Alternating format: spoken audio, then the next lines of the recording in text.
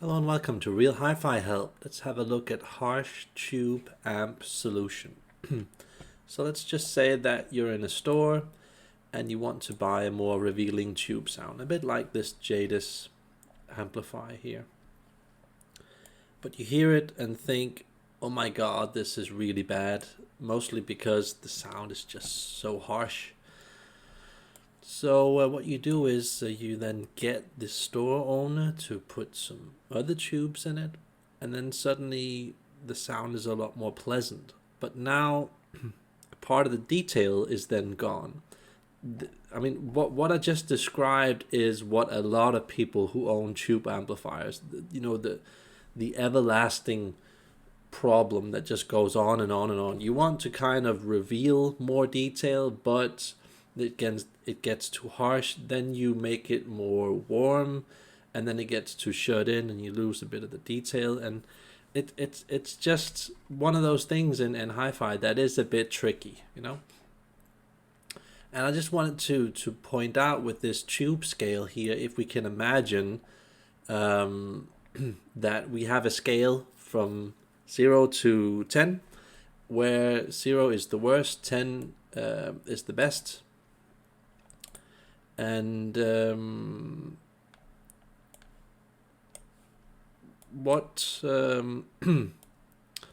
we then have a look at level 4 here, which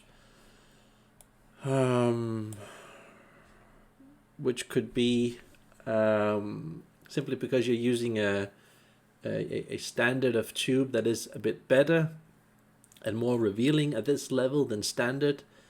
It could seem as if it's a cheaper tube. That's what I'm trying to say with that text. So what I'm trying to say is that you could be getting this as a standard tube in any device that you're buying, and because of that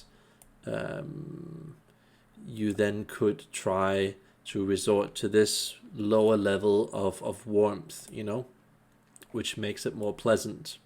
And that's just what I'm trying to say with this video, that yes, you can fix the sound in a way by giving it a more pleasant, sugar-coated type of priority, but that often has, a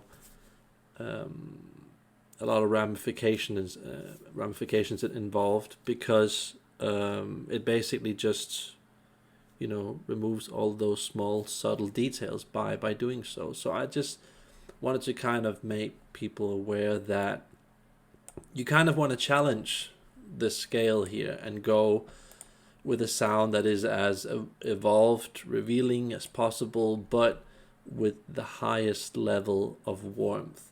And it's just so easy to go down in quality in tube and then just have like a sort of a fix, like a band-aid on the sound, keeping it safe, because I remember having that when I had some of my previous tube gear. You just had this like generalized warmth, added distortion type of sound where, yeah, it was nice, added bass, more pleasant, you could turn up the volume, but that air, that movement, that full grunt and release and attack and three-dimensional sound, it just disappeared. So and I want to say that many times when you are at the lowest level of tubes, you either have a sound that is very basic, thin, or it's sort of a numb, simple, generalized type of warmth. And then slowly it gets more evolved, more stable at the higher levels. And then perhaps like at around a level 7 or 10, you get like the full matured sound. Tonally, it's just amazing. The 3D is amazing. It's so deep. You just got everything. And it's like that with cables. You can easily find a cable that just goes like poof, gives you instantaneous warmness, and then you don't have any 3D, you don't have any movement. Instruments sound fake.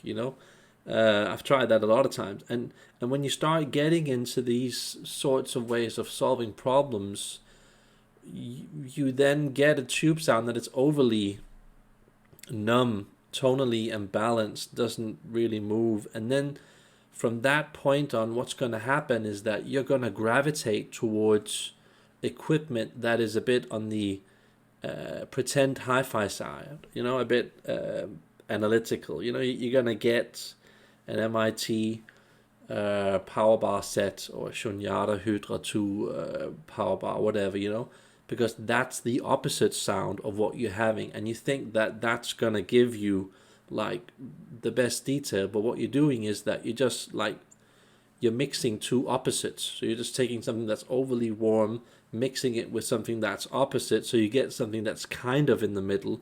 So the quality of sound that you get in the middle is at a mid-high level instead of a high level. You know what I mean?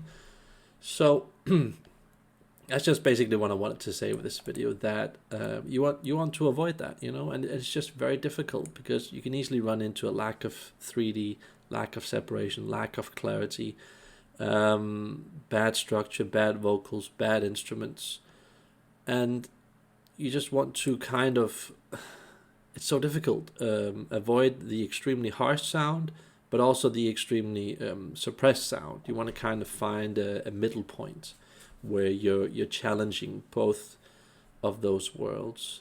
So we just need balance. It's so difficult to find that balance. But I hope this helps you guys just in understanding that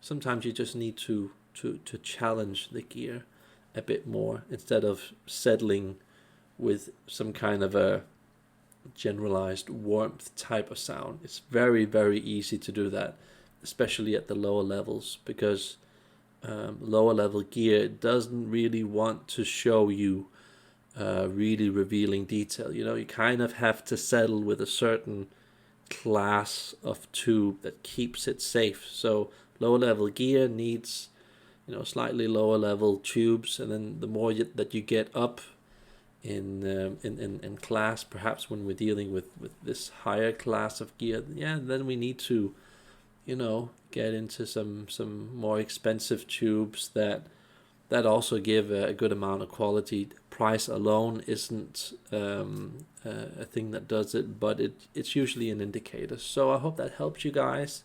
Like and subscribe if you can. Bye.